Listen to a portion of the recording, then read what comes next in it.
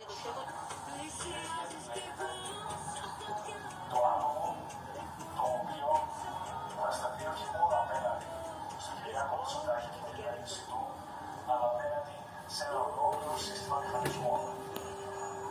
Η αριστερά και ο προοδευτικός νόμος είναι και τον άνθρωπο χωρίς φωνή.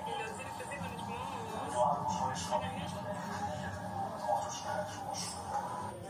Λοιπόν, επιστρέφουμε στη συζήτησή μας και ήθελα να σε ρωτήσω, Ιορδάνη, αυτό που λέγαμε πριν για την ακραία απόλυση, εάν θεωρείς ότι ευνοεί κάποιον από τους δύο. Βλάπτει το κόμμα.